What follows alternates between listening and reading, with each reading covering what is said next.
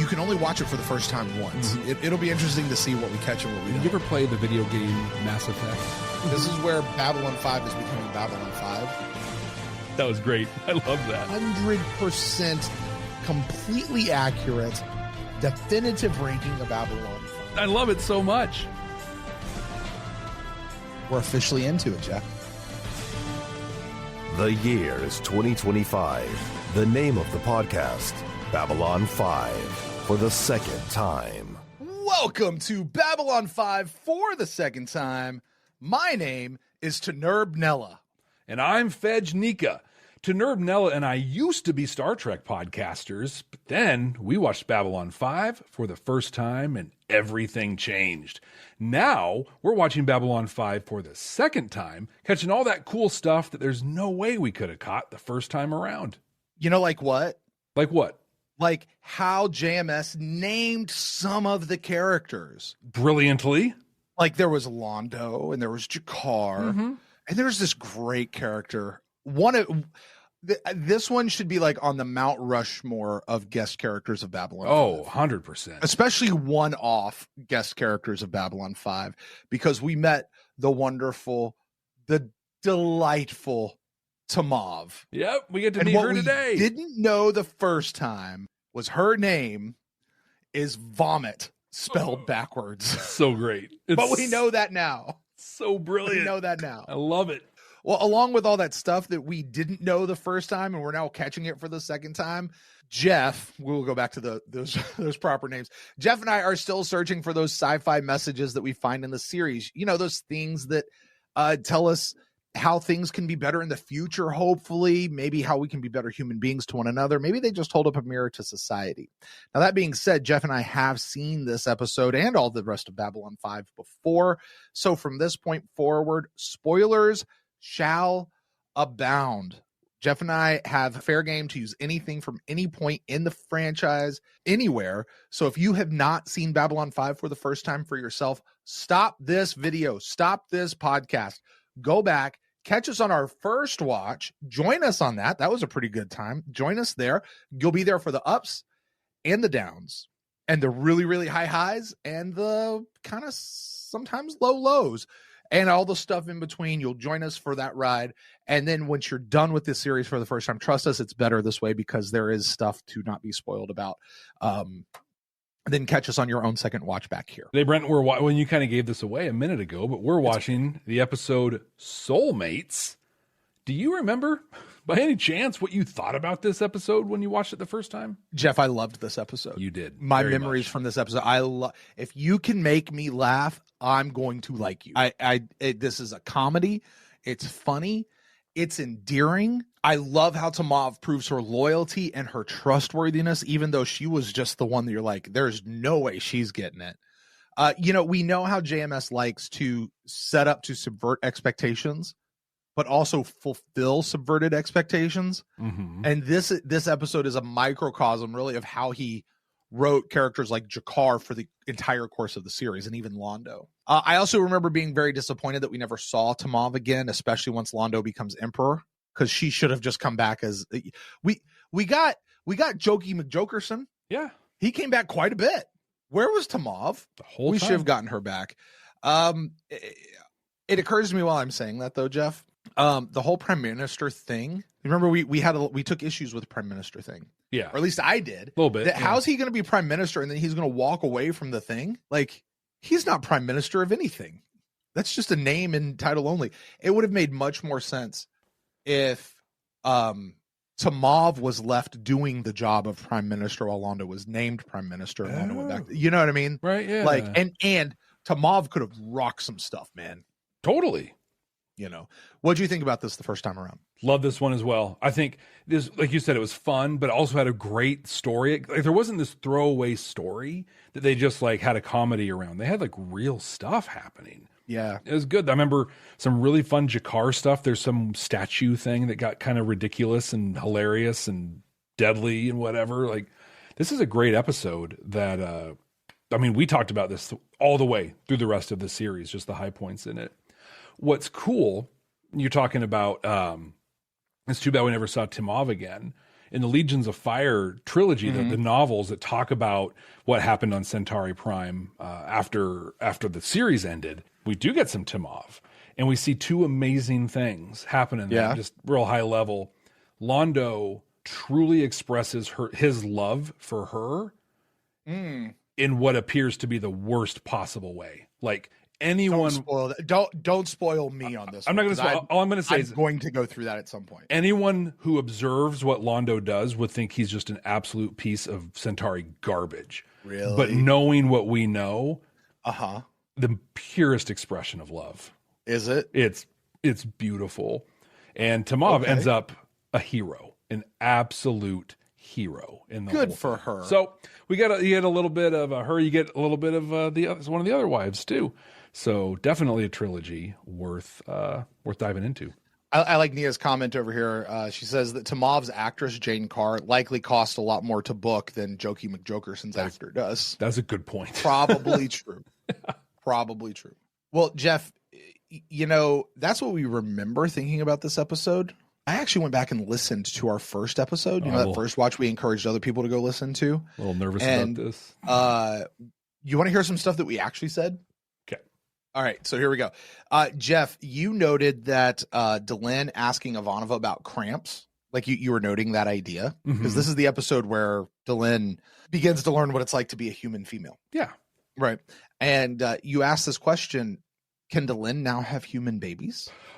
Look at that. Now, later in the episode, though, you came back to it, and we were kind of talking about if we were talking about that menstrual cramp joke at the end, and like how well it kind of was written and different stuff like that. And you're like, I think once she figures out what's going on down there, she's going to want to have a baby. That doesn't just happen, or that stuff doesn't just happen unless you're capable of conceiving a kid, which we know from JMS's original treatment, which we did recently. That's exactly what the scene is trying to convey. Yep. That she can do that kind of stuff. She is capable of having a kid. So I say kudos to you on picking up what JMS was laying down. Look at that. Check the and box. he didn't write this episode, I don't think. No, Peter David did. Peter David. Certainly he got the outline from JMS, or at least the big points. Now, we went on to speculate who the father was going to be. Oh. And we fairly quickly glossed over Sheridan. Yeah. And we immediately went back to Sinclair. It's got to be Sinclair. And we were all like, this is how they're going to keep him in the show, even though he's off screen. She's going to have an off screen romance with him and all that sort of thing. But you also said that this would be because their baby would now be half and half, right? That the soul of Valen, you doubled down on that. The soul of Valen was within Sinclair, and so now this baby would be Valen reborn. Okay. Right. That's where you were kind of. We literally we were very much with the original treatment idea with that whole thing. That just shows how good JMS's writing is. That we were tracking with what he was wanting us to go down. You know what I mean? So, Totally. Yes, we were with it, and that's because he was good at his job. Yeah. Kind of knew we were picking up what he was laying down. So when things didn't turn out the way that he had originally planned, and people were like, "Oh, that's not how it goes," I'm like, "Well, it was kind of." Anyway, I was a big fan of this episode. I liked the idea that Talia, because we get a lot of Talia, and this is the Talia Stoner episode as well. Oh, wow. Okay, yeah, I thought that was later. So we have like three plots going on in this. There's Talia Stoner, there's Delenn with her cramps, and then there's the whole Londo and his wives thing. Okay. Right? I really liked the fact that Talia revealed that she really hates Psychor, and I advocated for this kind of writing, but you were not so much of a fan. All right. You didn't feel like it tracked with her character so far, because she's all like remember in Legacy, she's like, no, you got to go back to the Psychor. You got to go back to the Psychor. And that was post Jason Ironheart. Yeah. So you just really didn't feel like it was consistent. And I said, actually, I find it very consistent. And I find that it's actually very refreshing for her as a character to know that while she wears this sort of mask, turns out there's another character wearing a mask. Deep down on the inside, she's scared to death of them and really, really hates them. You said that you said this. We were talking about the future of some of these characters, and we'd asked if Delenn was ever going to join the Earth Force Alliance, and put on a uniform a la Kira Nerys. Right. Because we've never seen that before, right? And you said no because you thought, now listen to this, you thought Earth Force was still going to be a bad guy. In fact, you went on to say, actually, you might have said it before then, you did not feel that the humans on board the station were going to be Earth Force for much longer because the EA is the bad guy in waiting. Look at that. Look at you. Look at you. Speaking, you were on your Star Trek comparisons here. Speaking of that, you also compared G'Kar sleeping with Centauri women. We had a big discussion about what that's like for him sleeping with Centauri women, which is kind of more sticking it to Londo than anything. You compared him to Gul Dukat sleeping with Bajoran women. Absolutely, yeah. As if G'Kar, being a bad guy, was eventually going to become, I don't know, some sort of a religious or cult leader. Are you serious? Oh, wait. Oh, wow. Yeah. Now, we both declared that Garibaldi is a top 5, maybe even a top 3 character on the show. But we also talked a lot about how he crosses the line between professionalism and letting his personal stuff get in the way too easily. Totally. Yeah. Not okay. And we were 100% right on that. That still tracks here. I spent a good chunk of the time talking about what Psychor is up to and needing to see Bester again because we haven't seen him yet. Right.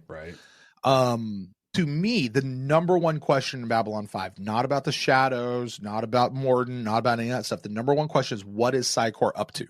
Okay. That was my number one question. You really said everything really ties back to Psychor. The death of Santiago, Clark becoming the new president, possibly even the shadows coming back. Like it all somehow ties back to Psychor. And you took it a step further and said it actually even goes back to Bester. Okay. Which it kind of did. Now Bester was pretty high up in the Psychor. It wasn't just about him, but Bester was manipulating stuff for his own. Yeah. And in a real way, Psychor is what tied the Earth stuff and the Shadow stuff, like brought everything together. I said the whole idea of Talia asking, because she asks a question here, which is really poignant, that who is she if she's not Psychor? Oh, okay. I said that was the question that really kind of codified this entire episode in the B plot for me. And this is really the first time I kind of started liking Talia at all, because I really have not liked her up to this point. And I still don't disagree with that. Last thing that I said was I posited, I had a theory. I had a big theory, especially coming off of last week's episode with Bureau 13, that Stoner was one of the assets.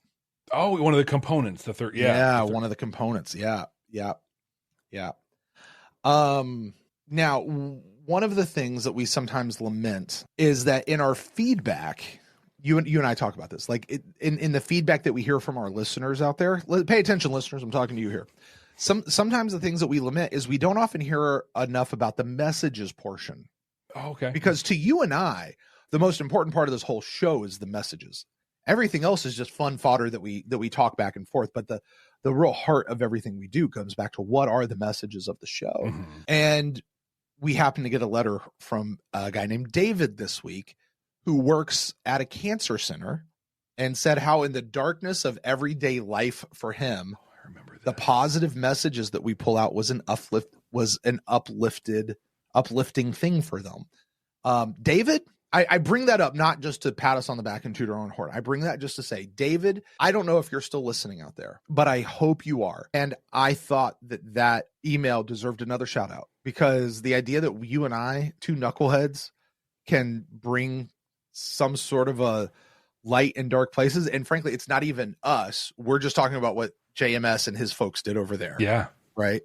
I think that's great. You know, I say all the time, Jeff, on a personal side, that we as a society are better when Star Trek is on TV.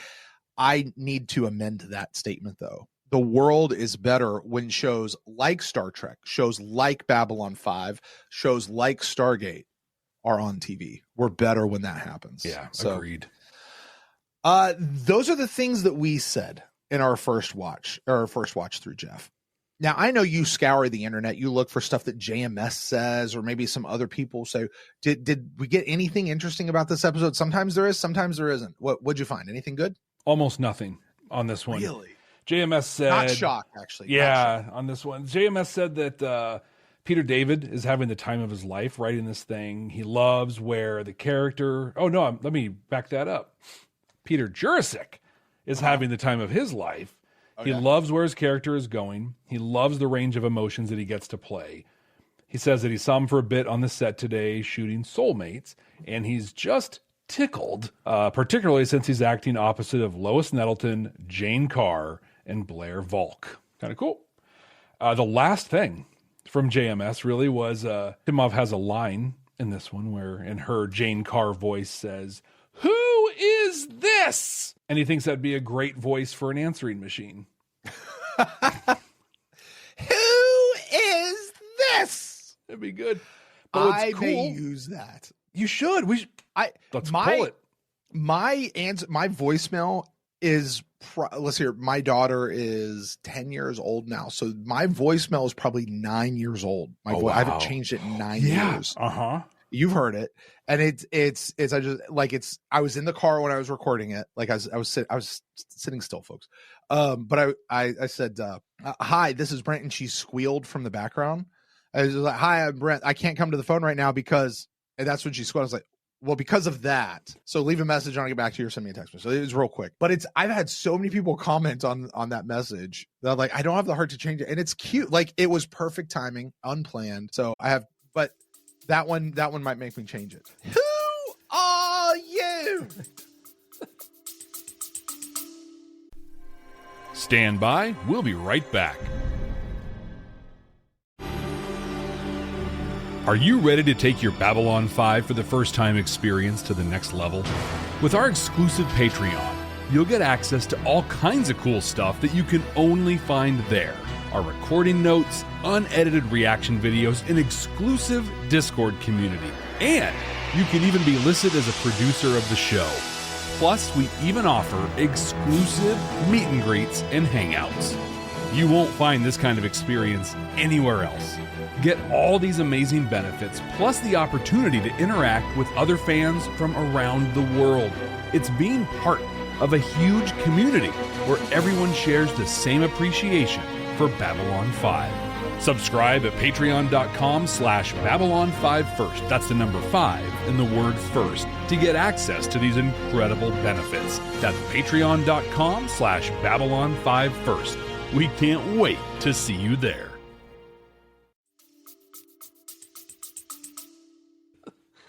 One cool thing on this one on the Lurker's Guide, they had a Peter David Speaks section. Really? Yeah, which I thought was great. Not JMS, but Peter David. Peter David.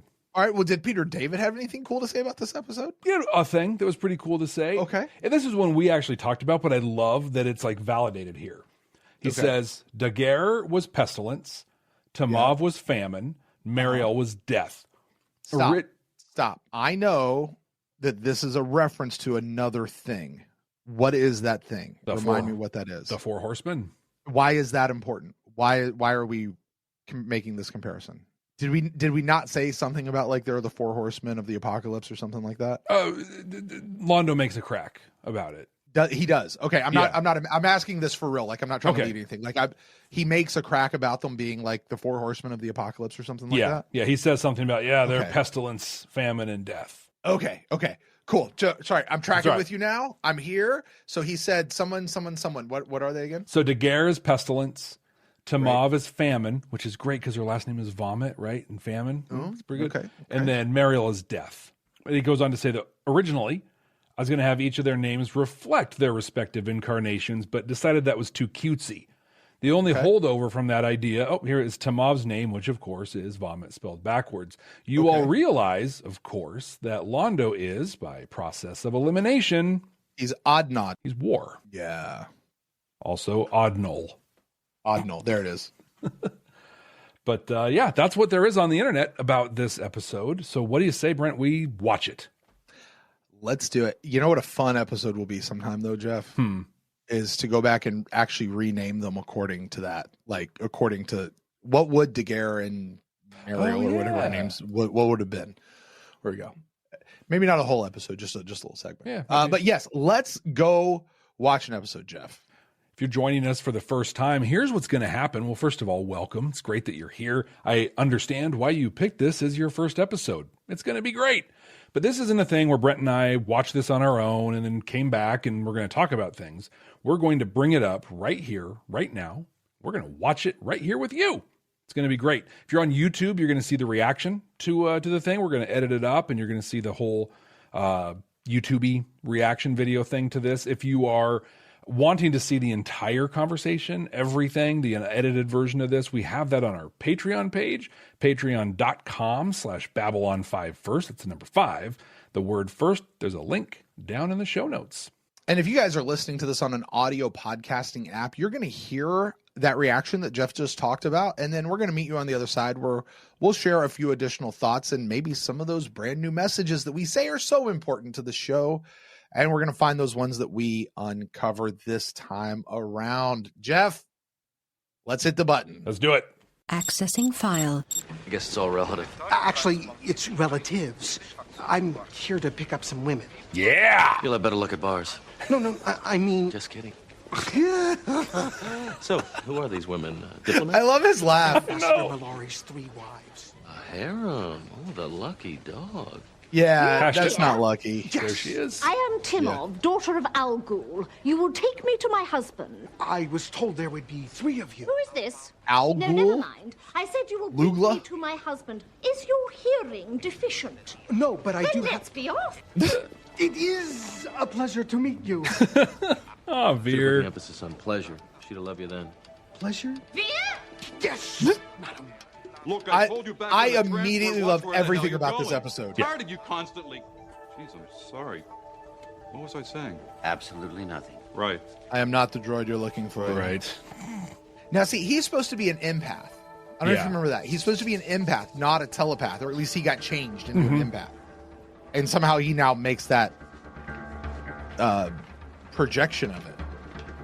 So what's the problem? I don't know. I don't like him. Yeah, I got a gut feeling. See, so much of what I do, it's gut instinct. Right. I see There it things, is. little Yeah. things. Don't even notice they're there, but they put me on guard. I just hate not knowing why. You wanted to see me, Captain? Oh, yes, Miss Winters. There's some rumors floating from the Psychor net. I was hoping you could confirm or deny. Garibaldi, we'll discuss this stoner fella later, all right? I'm sorry, I just want to pause this. Our friend Andrew in the council chambers Yeah, good call. mentions that Al Ghul is the name of a star in the constellation Perseus. It was also nicknamed the Demon Star since its luminosity was variable. They flicker. Hey, Yeah. do you know the difference when you're looking in the night sky between a planet and a star? I do not. Between a solid celestial body and a star that's emitting light? Stars flicker, they twinkle. Okay. Planets don't.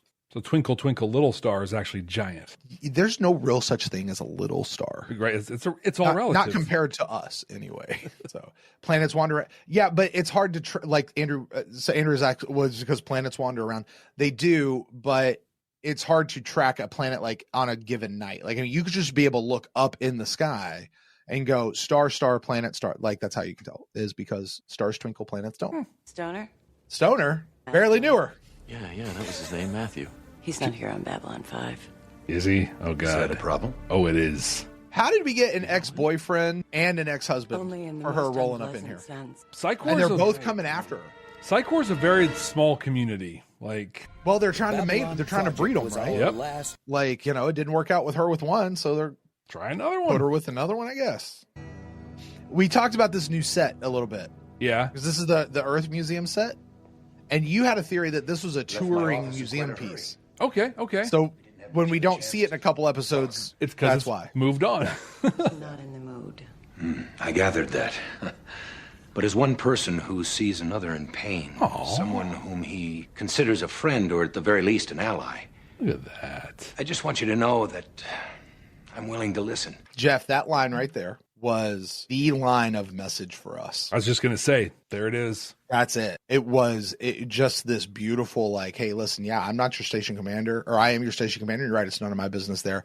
But just as one human to another who sees somebody else in pain, I'm available. I'm here. Like, how human is that? Like, how just honoring of somebody else. Like, hey, I'm here. I'm available if you need me. Watching You know? it here, it really showed me too that she walked in with assumptions, right? Like, oh, you're this. And maybe we need to do a better job in checking our assumptions that we have when we're interacting with people. Ooh, say that again, Jeff. Right?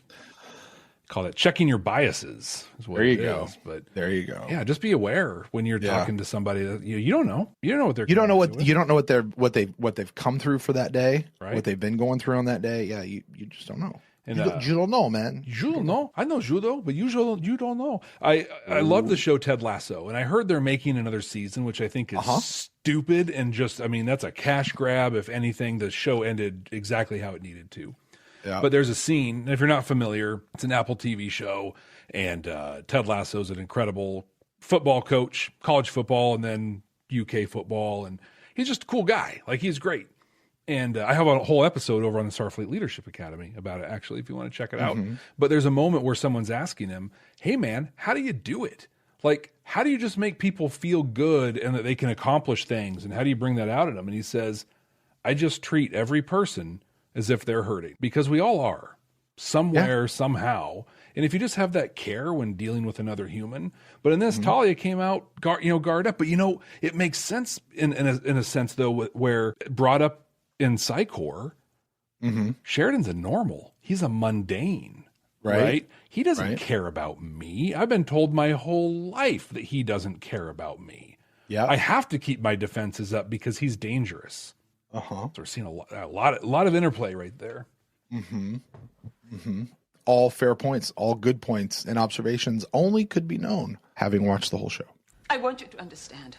I acquired human characteristics to bring your people and mine closer together, to symbolize our mutuality. It is supposed to be a dignified, inspiring transition for both humans and Minbari. So will you please explain to me why this hair refuses to cooperate? Stand by. We'll be right back.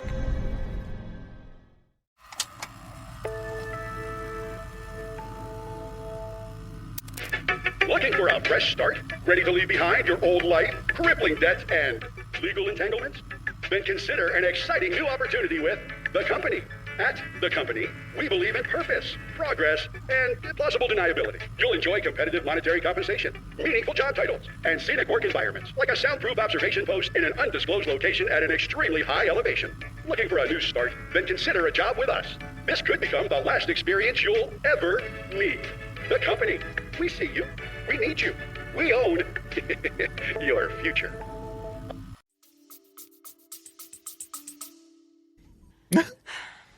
I had no problems with it at first, but as time passed, it's pretty brittle. What are you washing it with? You conditioning? Washing? Coconut oil or anything? Washing? Yes, when you bathe. We use a chemical compound that strips away the... Okay, real quick. So every episode is supposed to be somewhere in real time of a year. Or like every season is like a year, January to December, right? And obviously in 22 episodes, that's not 52 weeks out of the year, but presumably each episode is within a 2-ish week period. Yeah. Right? So from the time she emerged from the chrysalis, which was at the end of episode 1 or 2? I was at the end of episode 2. Okay. So she's really only had episode 3, 4, or end 5. of episode 1, but yeah. End of episode, so episode 2, 3, 4, 5, 6, and this is episode 7, right? So if you give 2 weeks to each episode, it's been 12 weeks since she came out. She has not washed her hair in 3 months. Somebody should have said something to her before now, because I don't know what you know. I know that hair that has not been washed in 3 months, somebody's noticing that hair and be like, hey, Dylan, we need to, this is new for you. Right. You've never had hair before. Let's talk. I think part of the problem, though, is what Ivanovich, or she just said, we use a chemical compound that basically she's been using hydrogen peroxide, but without it's not dyeing her hair, but that's basically what she's been, or isopropyl alcohol on her head this whole time. So yeah, it's nice and clean and drying up and breaking. And at least her head is sanitized, though. You know what I noticed, though, here where you've paused, and the beautiful image behind you also, no head bone. Oh, there's just a little tiny bit of head bone there. It's all on the side, yeah. It's all going over. It's just covered up. Yeah. Mm-hmm. Yeah, it's just covered up. So, but remember, Jeff, what we learned from JMS, that there is actually a gap between the head bone and her scalp that allows that hair to grow in between, which is why that means that her bone is only connected on her temples and then it just hangs out back there. Yeah. That is an easy break point. I think so, right? You know, she lays down, she better be sleeping on an angle. Like if she lays down and something catches it and she perches her head, man, she breaks her head bone. Right.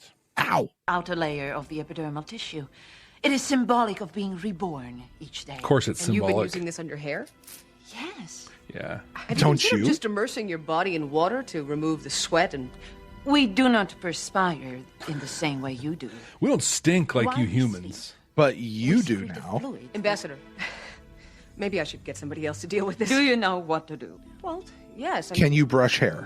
My mother used to do my hair, but I'm sure... This is most embarrassing. If you could just... I have duties. I have hot oil. Let's make this thing happen. I trust Right? you. Aw. CNC, this is Ivanova. Online. Please inform the captain. Barring an emergency, I may be a while. Quite a while. She's like, take this thing. Oh boy, she says. It'd take a lot more than a brush. Where's Marielle? Veer? I don't know. I was expecting her, and she didn't show up at customs. We should wait for Marielle to arrive. No, I will not tolerate this any longer. The secret of our marriage's success, Londo, is our lack of communication. You have jeopardized that success, and I would know why. Very well. I wanted to save the surprise, but clearly you have forgotten. Tomorrow is the 30th anniversary of my Ascension Day. It is? It is? Yes, Okay, the stop. Emperor has Is that basically his birthday? Maybe I'm thinking more bar mitzvah, the day he became a man, a Centauri man. Right, but like, so it's the 30th anniversary of his, like, that's how they mark time, is based on their Ascension Day, not necessarily, Maybe. you know. Yeah. What do you, obviously we know where this one goes, but you know, Londo comes in and he's seems very on good terms with Daguerre.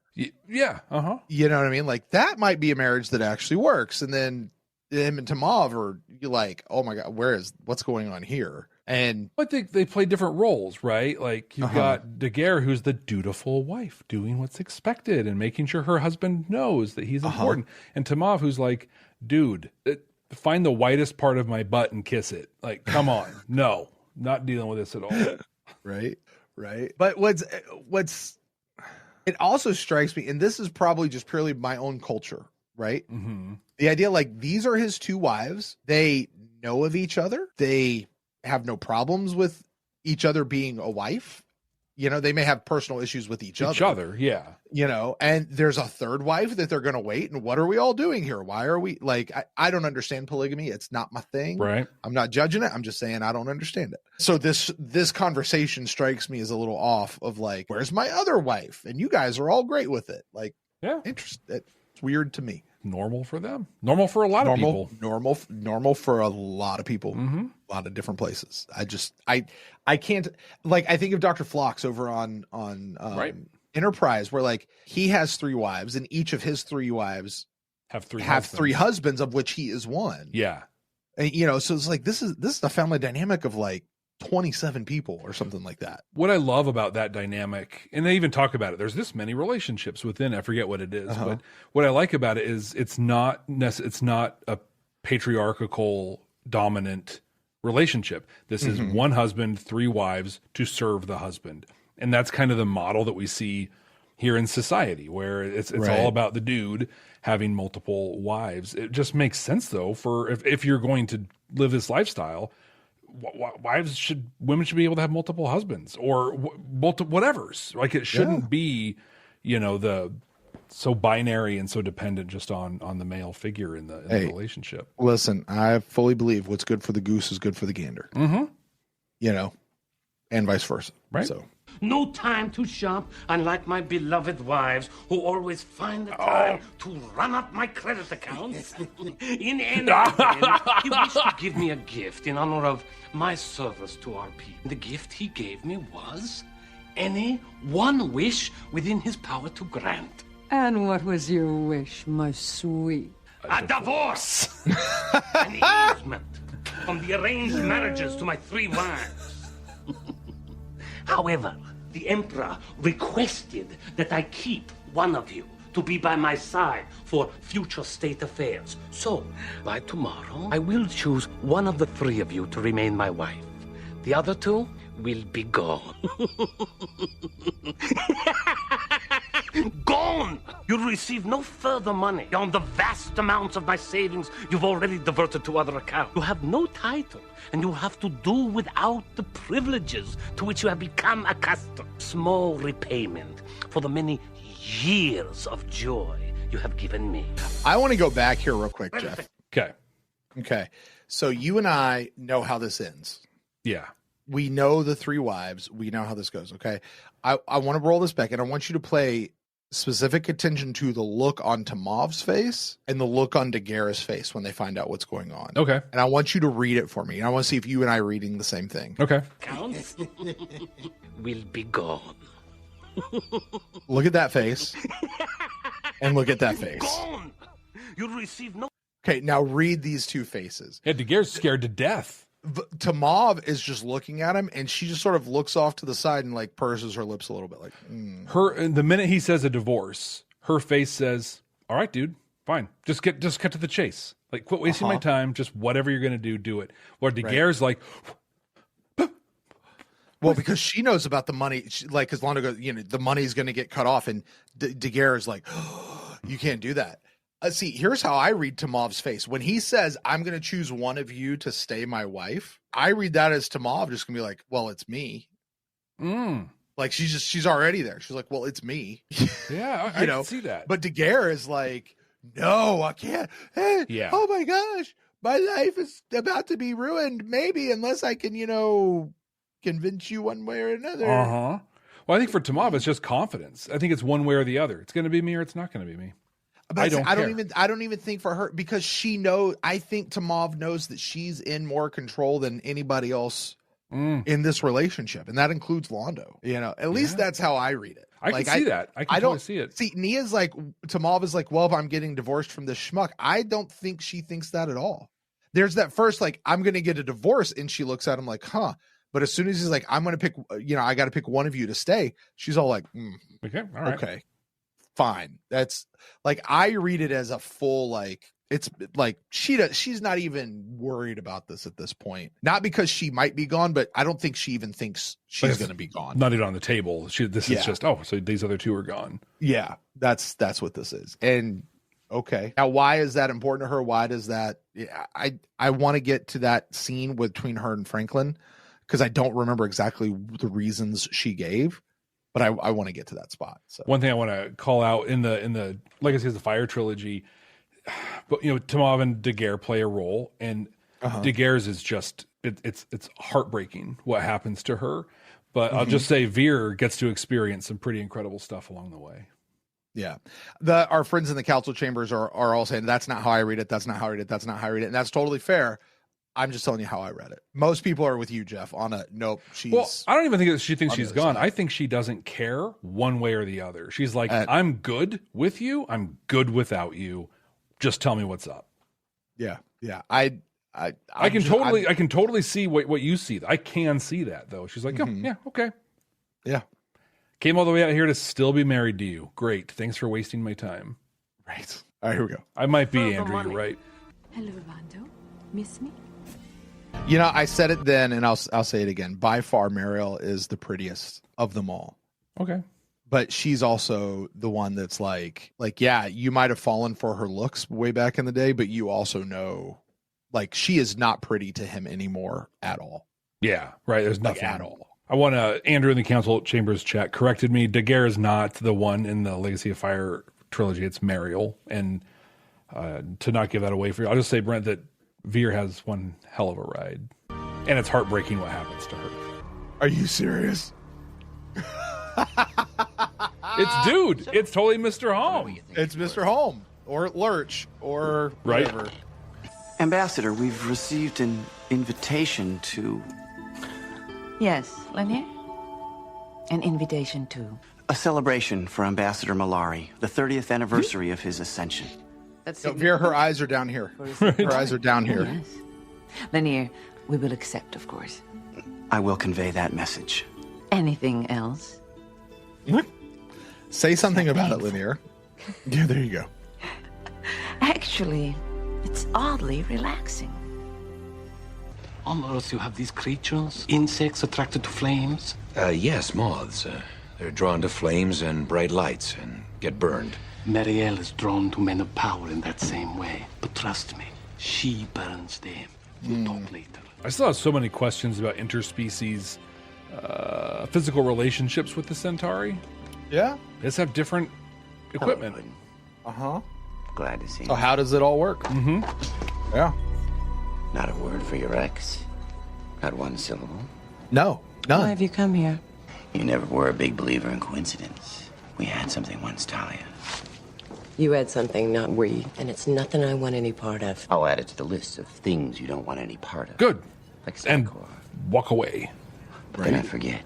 Anyone who's telepathic doesn't have that option. Except you. You'd love to find out how I did it, wouldn't you? How I got out. All you have to do is lose your telepathic abilities.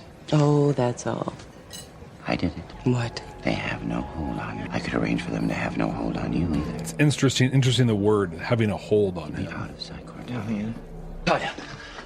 Look, I spoke to your ex-husband and I warned him off you. If he bothers you at all... Please, keep out of this. It's not your concern. That's very fair. I feel it is.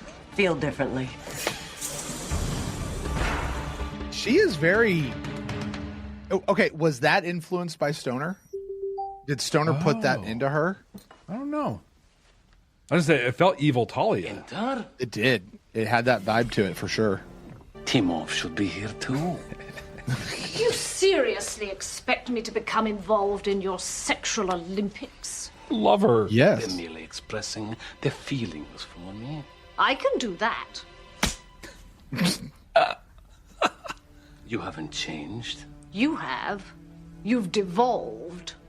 It's true love. Being honest, right? It's a true friend that tells you have a booger hanging out of your nose. Yeah. Yeah, if I don't like you that much, I'm going to just let it hang there. Yep. I'm tired of learning things about people I don't want to know.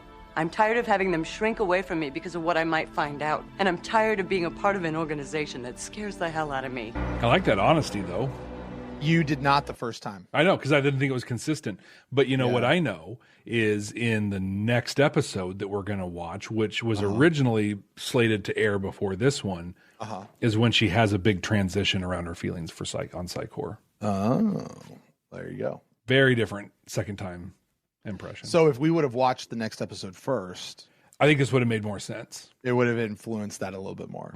Fair enough. All right, what is this? We've stopped this in a weird spot where there's this thing on somebody's chest on their costume. It's his body cam. Now what is this? It's from me. In a way, it's from all of us.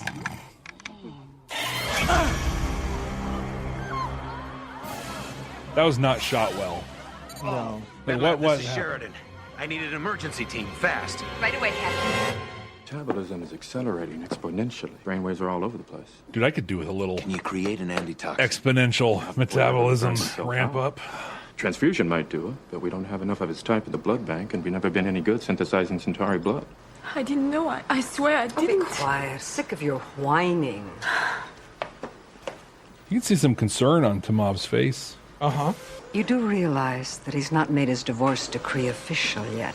If he dies, our futures are secure. If he dies, You can face him He in dies. his bed or his deathbed with equal calm. I am what I was made by my father, by Londo, by society. Breeding will tell. I didn't know it was dangerous. You know, I read that with there's some actual concern on Timov's part for her husband. Absolutely. Like, despite all the oomph, there's some actual concern there. And she's rather put out with this idea. Right. That you're going to just kill him so we get our stuff? Like, really? Yeah. Are you breeding will out? Like, oh my gosh. Like, Timov's solid. I feel like this is supporting your theory so far. Just saying. Danger is. I've handled it 100 times. Hard metabolism will set it off. You can explain it to the magistrate. I'll explain it in hell. Wow. All right, Han Solo. Right. Narns fight dirty. They probably rigged all kinds of traps, and this was probably one of them. Could be. Which means I didn't ask nearly enough money for it. Oh well, easy come, easy go. This guy's got a great voice. He does. He really does. Can I go now? No. Like, that'd be a Check great with your car, see if he knows voiceover anything about voice. this. And if by any chance Londo doesn't survive, you can be sure I'll find something. He should do a sleep Negligence, podcast. transporting dangerous material. Sure, why not? Go for broke. Hey, how about I call you an idiot in public, and you can convict me for revealing state secrets? I love that line. His new Psychor power is comedy. Like, Right? This guy's killing. It may interest you to know that Londo and I do have one thing in common. The same blood type. Well, why didn't you tell me this before? I was deciding what to do about it. He's dying. Yeah, I kind of hate him. We all die, Doctor, sooner or later. As That's for a very Londo, sober look at life. After everything he's done, I would take some small pleasure in letting him die. But whatever you may think of me, Doctor, I have some principles that even 20 years with Londo can't erase. I do not like to win my battles this way. I find it vaguely unsatisfying. So you may have your transfusion, Doctor, on one condition. He must never know I did this. I don't think either of us could stand the awkwardness of false gratitude. I can live with that. This way? Jane Carr. Oh my God. You got her with the other wives in Londo, and she's playing up to slapstick, and it's ridiculous, and it's over the top, and it's perfect, and it's fun. Right. That was so real. Like, there was no over the topness in that whatsoever. Right. So good. Information you wanted a stoner. Oh, Lou! Lou's still here. Bad. Corroborates everything he told us. Archaeological dig, getting booted out of Psychor. No, I don't buy it. Nobody leaves Psychor. Psychor leaves them. Okay, I'll tell him. As soon as he finishes eating. Eating? Prisoners don't get dinner for another hour. Yeah, that's right. So how did he get a meal now? He asked me for it. He just asked for it. I don't know. This is why we don't see Lou anymore. Makes you want to like him. He gets fired after this. This is, yeah, you're right. He gets fired for this. Yep. That's what happens. We got to pay attention, see if we see him again. You okay? I'm going with that headcanon. Londo, do you know where you are? Who gets fired after letting Stoner get a meal? Med lab or in hell. Not a blink of forced concern for my well-being. No. If you'll excuse me, I'll be in my quarters. I'm suddenly feeling quite fatigued. Yes, I think I will do the same. It is pretty cool that they're under, suspicion of murder. Right. Or attempted murder, and they're just, tooling around. Nightmares, all of them. And Timov, the worst of the lot. Ambassador Malari, do you mind if I make one personal observation? No, not at all. Stick it. Stroke off. Right. Good for you, Dr. Franklin. Like, stick it where? I didn't know we were married. I can't believe you're throwing away a chance to leave Psychor. I am what I am, Matt. I am what I Carve am. out a piece of myself. I just wanted you to come with me. I didn't want to pressure you. I wanted it to be different this time. But right now I am pressuring you with my If ability. you want the cure, you'd want to come of your own free will. I can't walk away from who I am or what I am. If you take away my talent, I don't know what would be left. You can understand that, can't you? Yeah, we dove into that hardcore. Yeah. The first time Yeah. around, and it would shock me if we do again. Matt, I don't want... You're coming with me. Of course. You'll arrange for immediate transport? He'll be waiting for you in Docking Bay 9. Andrew tells a story over in our council chambers. He's here in the chat. Says Sheridan was supposed to say, MedLab, this is Sheridan, into the link. But there's a blooper where he says Sinclair instead of Sheridan. And everyone laughs at it. But instead of being able to get a second take of it, they hit overtime. And they had very strict rules about not giving overtime. So called the day. Just didn't shoot it. Hey! That was a heck of Dude, a that laugh. is a hell of a shot, man. Damn, I love being right. Unless he's got brass knucks on The or problem something. with man. mysteries is that in order to get rid of the headaches, I have to figure them out. Chico, a pleasure as always. As always. I warn you, Marielle, do not be overconfident. I don't think that means If I that they've were had married a to Londo Mollari, I'd be concerned. physical relationship. Chico, I think they've had a if you were married to professional Londo relationship. Mollari, we'd all be concerned.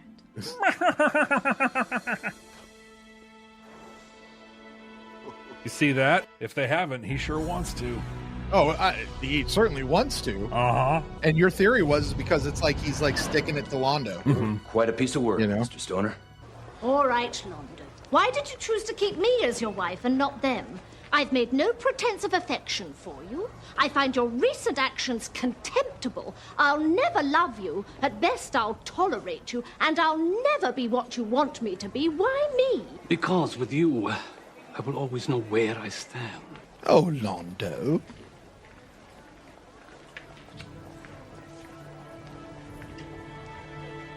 Now, the question is, does this free him up for more marriages? Like, say, to Adira. Right. Does he have a limit? Like, he's only allowed to have 3? Like, total or at once? Yeah. Commander, Well, no, because he was married to that dancer. why I suddenly started getting these odd cramps. Uh-oh. I tell you, and I talked about it last time. I'll say it here again.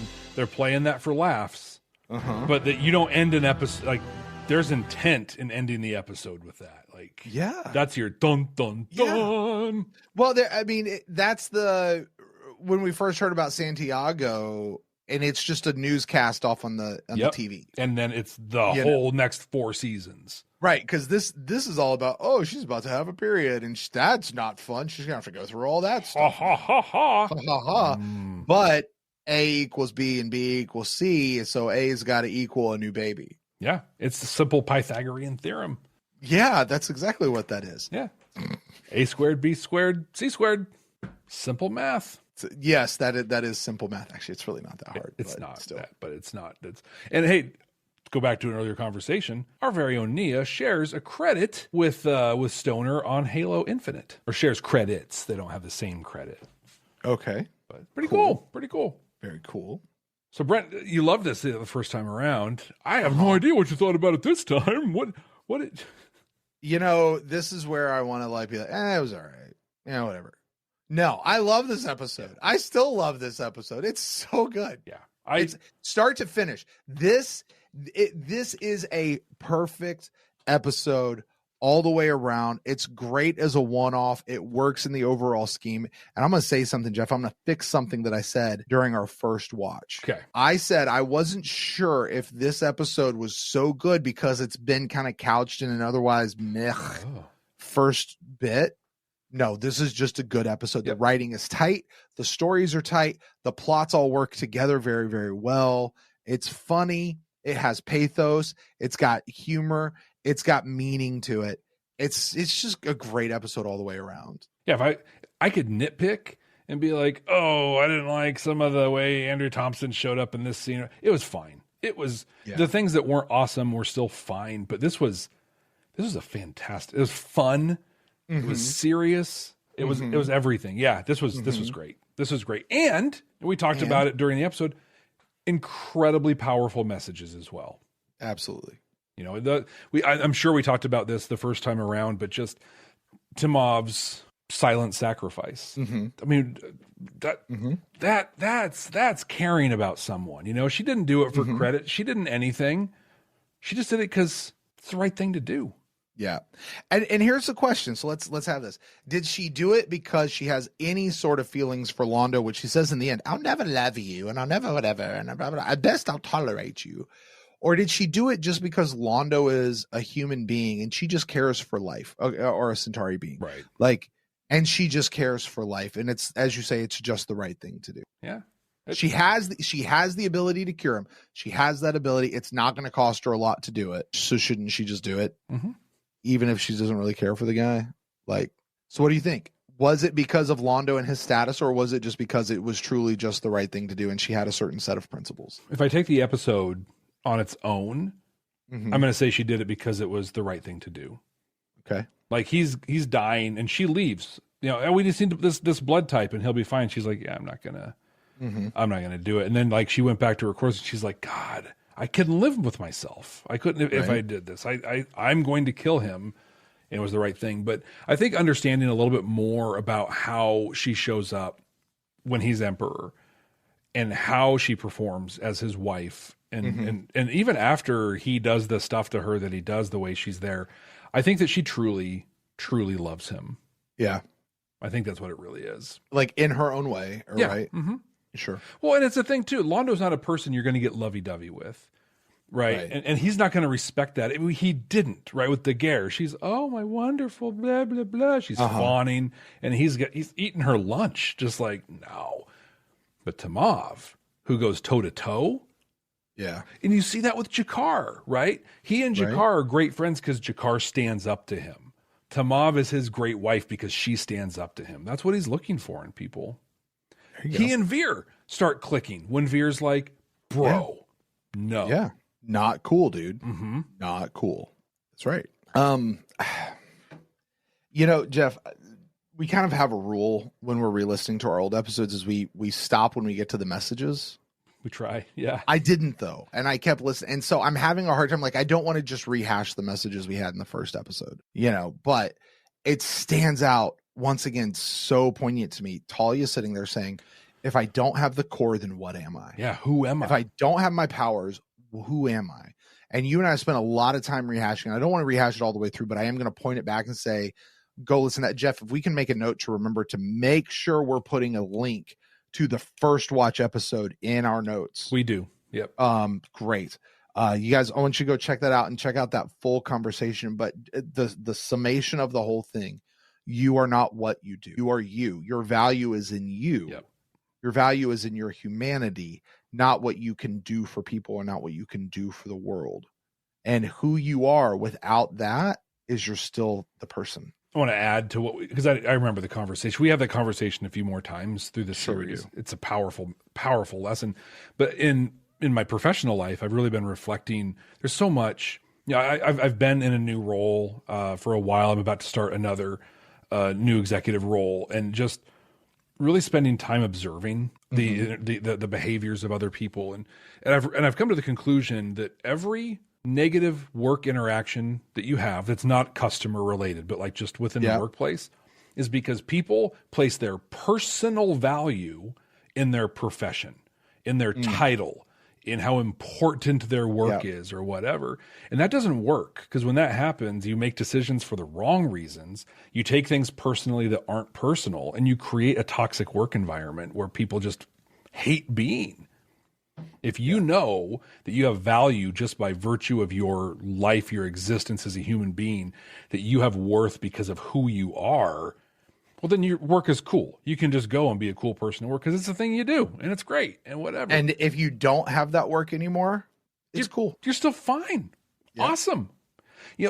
If someone becomes a judge or is elected like a senator, we call them your honor for the rest of their lives. We call them senator forever. You're on the golf course. They haven't served in 20 years. Well, hey, senator. A military person at any rank level, but particularly one of command, even once they retire, it's still commander or captain or whatever their rank was. Yeah, this thing that you did when you were basically a child at 30 something, we're going to let you, that's going to be you for, nope. Just be you and know you're awesome. And you do things. Yeah. Yeah. But your value is you. So good episode though, man. Awesome. And I mean, Tamav, you know what it is? Okay. So we have Talia asking this question. Who am I if I don't have that? Right. Londo comes in with his wives. There you go. Yes. Yeah, you know where I'm going with this. Yep. Marielle and Dagar are both, like, oh my God, I'm about to not be this anymore. Who am I without Londo Malari? Without his money. I'm nothing without his money. And Tamav is like, whatever. I'm Tamav. I'm me any way you turn this. Also, I'm freaking Tamav. He's not divorcing me. Yeah. Londo, why did you choose me? I'm not going to do any of this. She knew the answer to that. She knew what that was. I am Tamav, daughter of Aldi's. Like Aldi's? Yeah. I think it was Algol. Something like that. I don't remember. Yeah. She's related to some grocery store magnate. Yeah. Yeah. I do want to just, I want to correct this. I misquoted what Andrew said earlier about the whole Sheridan. Yeah, you missed a quoting piece. the line. No, they actually did go into overtime and reshoot the scene. And I guess Bruce took the blame for forcing them into overtime because it's a big deal on their set or something like that. So just want to correct that without having the blame fall on the director. So it's fun. Well, Jeff, unless you have anything else, let's get to this other segment that is a lot of fun.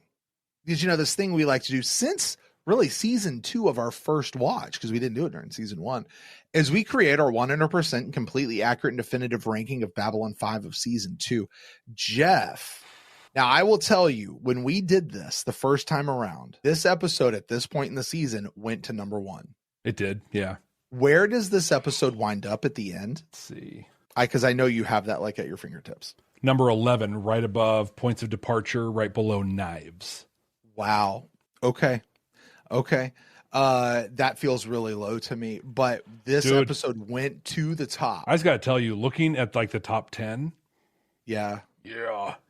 Well, the second half of the season is so solid. Uh-huh. That's why we just said hang with us through the first half of the season, guys. Because look, it's not good. The first half is not good. It's just not. With the exception of this episode and Geometry of Shadows, I'll give you that one. But Jeff, our current top 5 as it is now, which is not our top 5 from the first time around. So I'm curious how you're going to put this. I'm curious how this is going to change. Our current top 5, number 1 is Geometry of Shadows. Is this episode better than Geometry of Shadows? We'll see in just a moment. Number 2 is Points of Departure. 3 is A Distant Star. 4 is Revelations. And 5 is A Spider in the Web. Jeff, where are you putting Soulmates? I'm really struggling with this one. I'm actually going back and looking at some of my notes on Geometry of Shadows. Because Geometry of Shadows is excellent, right? I mean, it's the Drazi storyline is so powerful. Knowing the behind the scenes piece of how like Ivanova was hurt and they just rolled, and made that part of the whole thing is great. The techno mages are fun, interesting. There's just a lot of really great stuff that happens. This episode is so multifaceted, right? We have a murder mystery. Right. We have relationships. We have Veer trying his best. We have peak evil, smarmy Jakar, right? Like he's even got his little robe and his chest sticking out. These 2 episodes are so very different. Geometry of Shadows has ripples that go through the rest of the series. This doesn't, right? This is an episode that in theory you could never watch and not make a difference in the canon of Babylon 5. You're going to be missing a lot if you don't watch it because it's awesome. These are 2 episodes that really kind of like work. They're so different. It's hard to rank them in this. And even when I go to my tests, what matters in the canon of the show? Which one would I rather watch? I'm not going to not watch either one of these, but I will say that one of these episodes really caused me to have fun. And that's Soulmates, Brent. Soulmates is going to once again be the number 1 episode on the season as it should. Far. Yeah. As it should. I will tell you, Jeff, watching this the second time around, analyzing Soulmates as an episode of television, the writing, the way the different plots work together, the tightness of the script, the tightness of how the story unfolds, where it goes, the predictable yet unpredictable nature of it. Each character got time to shine. Yeah. Jakar had a moment. Sinclair. Sheridan had a moment. Ivanova had her moment. Delenn had a moment. Garibaldi had a moment. Talia had a couple of moments. You know what I mean? Like our whole DVD covers, except for that one guy on the end that we'd have no idea who he is. Yeah, like everybody got a chance to shine this episode. Yeah. Even Lou. They're all and there. We discovered why he got fired. Exactly. Now it all makes sense. Yeah, it all makes sense. We found the reason why.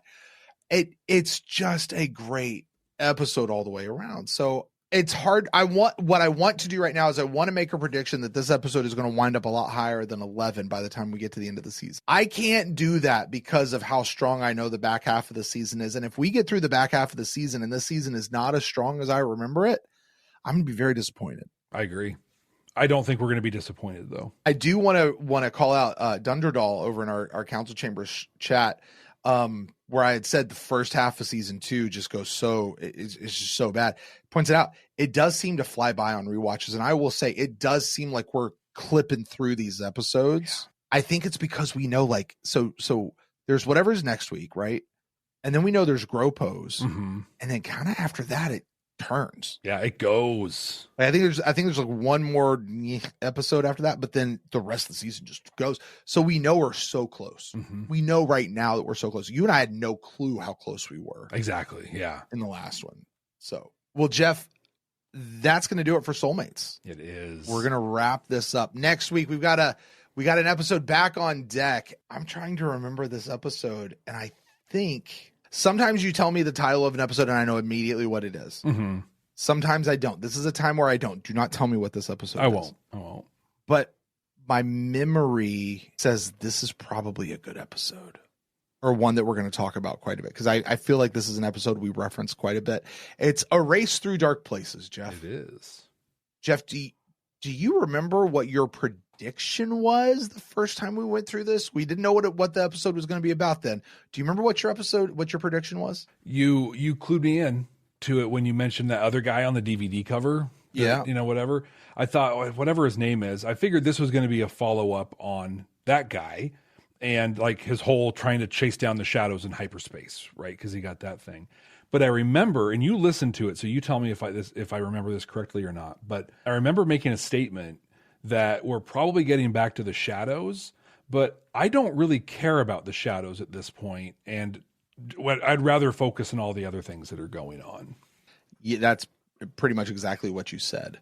Yeah. I want to tell you, well, my official prediction. My official prediction was Dr. Franklin is back in his free clinic down below, and this is going to be about the dark ethical issues of what it is to be a doctor. Because the only problem with that is we know that Franklin doesn't struggle with ethics. He does not. No, he has no struggle. ethics that he struggles with at all. However, I think I actually do remember what this episode was about now. I prefaced this whole thing by saying, Jeff, is there any way possible that this episode could be about Bester and Psychor? I said, give me Bester. I want Bester. And then we went, nah, it couldn't be. No way. And then I went to the other thing. Jeff, let's just say it. What's next week's episode about? It's about Bester. And Psychor. Yeah. Wow. Underground Railroad, all the stuff. I make one of the Underground Railroad episode. Yep. And I make one of the worst jokes in our entire run in this one. Do you? I'm not going to tell you what it is. You have to go back and listen, but it's bad. It's bad. You know what? I don't mind. I don't mind doing that. So, well, Jeff, man, that's a great episode. Yeah. I'm excited for this. Join us here next week. You can go listen to my joke on the old episode and then come back. Listen to us watch this for the second time. I'm eager for this. Thank you for being here with us through this watch. I hope you had as much fun as we did.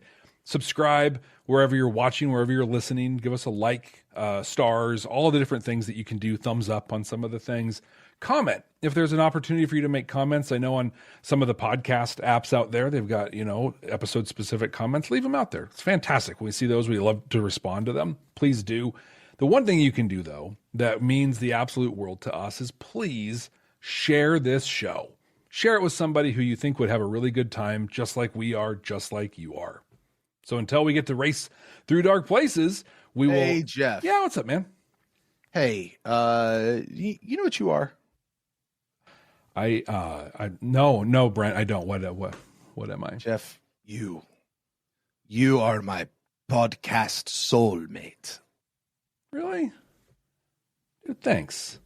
You're my podcast soulmate too, man. Aw. Hey, listen, it's just good to know that if I'm ever feeling insecure, hugging you will just it'll make it feel better. I mean, we're not some deep space franchise. This station is about something.